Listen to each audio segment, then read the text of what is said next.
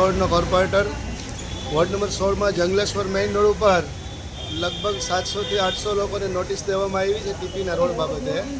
તો એ બાબતે અમે એવું કહીએ છીએ કે લોકોની લાગણી છે, જંગલેશ્વર મેઇન રોડ હયાત રોડને છોડીને બાજુમાં 15 ફૂટ 20 ફૂટ છોડી અને નવો ટીપીનો રોડ નીકળે છે, એની બદલે હયાત ટીપી રોડને વેરીડ કરવામાં આવે, રિવાઇઝ કરવામાં આવે તો 1000થી 1200 લોકોના મકાન બચી શકે એમ છે.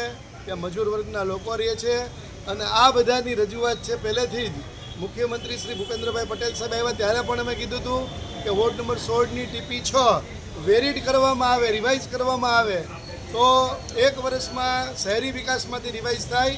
અને રાજકોટની અંદર અગાઉ 5 થી 6 ટીપી વેરીડ થઈ છે, તો વોર્ડ નંબર 16ની પણ ટીપી રિવાઇઝ થાય એવી હું કોર્પોરેટર તરીકે કમિશનર સાહેબને રજૂઆત કરું છું. અને ચોમાસાનો સમય છે, તહેવારોનો સમય છે અને જે આવા દિવસોમાં જે આપણે મકાનનું ડિમોલેશન ન કરીને ટીપી વેરીડ કરવામાં આવે તો 1000થી 1200 લોકોને પોતાના આશરા છીનવાશે નહીં અને રાજકોટ મહાનગરપાલિકાના 100 કરોડથી વધારે રૂપિયાની બચત થશે. જૂના રોડમાં બંને બાજુ 10-10 ફૂટ કાપવા માટે લોકો સંમત છે કે 30નો રોડ છે એ 50નો રોડ કરો કે 60નો કરો તો 15-15 ફૂટ પણ કાપવા તૈયાર છે. તો આમાં લોકોની સંમતિ છે, પહેલેથી જ 20 વર્ષથી લોકો સંમત છે. તો મારી રજૂઆત છે કમિશનર સાહેબને અને રાજકોટ મહાનગરપાલિકાને, ગુજરાત સરકારને કે આ ટીપી 6 ફરીથી વેરીડ કરવામાં આવે એવી મારી વિનંતી. કેટલા મકાન ધારકોને નોટિસ આપવામાં આવી? લગભગ 850 લોકોને મકાનની નોટિસ ડિમોલેશન માટેની આવી ગઈ છે.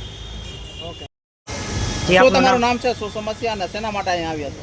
મારું નામ મયુર લાવડિયા છે. આજે આગેવાનો જેમ કે નરેન્દ્રભાઈ ડાઉસર, રજાકભાઈ છે, પછી આપણે બીબીએન સમાના દીકરા જે છે અને આ બધા વડીલો, આજે અમે એના કમિશનર સાહેબને એક રજૂઆત કરવા આવ્યા છે. અને પહેલાં તો એનો પણ આભાર કે એને અમને સમય આપ્યો. હવે જે ટીપી છે ને એ ટીપીથી અમે નારાજ છીએ. કઈ રીતે કે અગાઉ પણ 3 થી 4 ટીપી બદલી ગઈ છે. એની પહેલાં 2 સાઈડ આપતા હતા, હવે જે નવી ટીપી આવી એમાં એક 1 સાઈડ આવેલું છે. ઓલરેડી 30થી 40 ફૂટનો રોડ બાજુમાં છે અને સરકાર નવો જ રોડ બાજુમાં બીજો બનાવવા માગે છે. તો એનું મારું કોમ્બિનેશન મગજમાં નથી બેઠું. એનો મતલબ શું થાય એમ? કદાચ જો એનો પર્પઝ હોય કે ભાઈ આપણે આ ડિમોલેશન કરી લઈએ અને ડિમોલેશન કરી અને આપણે રોડ મોટો બનાવવો હોય, એ વિકાસનું કામ છે, કદાચ સરકાર કોઈ પણ સરકાર હોય કરવાની છે. પણ તમે જે રોડ છે એ રોડની જગ્યાએ બાજુમાં જ નવો રોડ બનાવો છો, તો નવો બાજુમાં રોડ બનાવો ને સાહેબ, તો નવી ગટર લાઇન નાખવી પડે, નવી સ્ટ્રીટ લાઇટ નાખવી પડે, રોડ બનાવવો પડે, પુલ બનાવવો પડે. એની જગ્યાએ જે અત્યારે રોડ છે એને થોડોક મોટો બનાવી નાખો. ખાલી અમારો કહેવાનો મતલબ એ જ છે. અને જો સરકાર આમાં માનતી હોય તો 99.99% નહીં, 100% તમામ પબ્લિક રાજી છે. 2 સાઈડ લગભગ જગદીશન સાહેબ વખતે એ 2 સાઈડનું આવ્યું હતું, તો એ 2 સાઈડ અમે રાજી ખુશીથી કાપવા માટે તૈયાર છે. અને બીજું સરકારને ફાયદો એ પણ થાય કે એ કદાચ એમ કહે ને કે આ પાડી નાખો 2 બાજુ 10-10 ફૂટ, તો તમામ ખર્ચો અમે કરી નાખશું. એને નથી જીસીબી મોકલવું, નથી કાંઈ કરવું, અમે બધું કમ્પ્લીટ કરી દેવું. તો આ એક વિનંતી છે, જો આ સ્વીકારી લેજો. આભાર. મારું નામ રજાકભાઈ જુનેજા છે.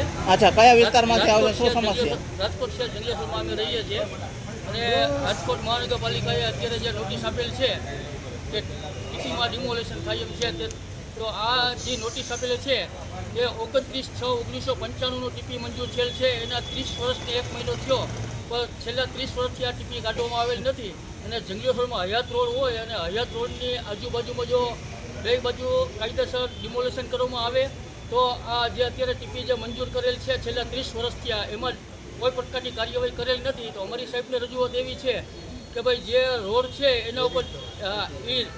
એના ઉપર ડિમોલેશન થાય તો અમને કોઈ વાંધો નથી. અને આ જે 30 વર્ષ જૂનું ટીપી છે તે રિવાઇઝ થવું જોઈએ એવી અમારી માગણી છે. તો આપ સૌને અમારી નમ્ર વિનંતી છે કે ભાઈ ટીપી રિવાઇઝ કરો અને તમામ ગરીબ લોકોના જે ઘર જાય છે ઓછામાં ઓછા 850-900 મકાન, તે ગરીબ લોકોની દુઆ પણ તમને મળશે અને ગરીબ લોકોના મકાન પણ બચી જશે.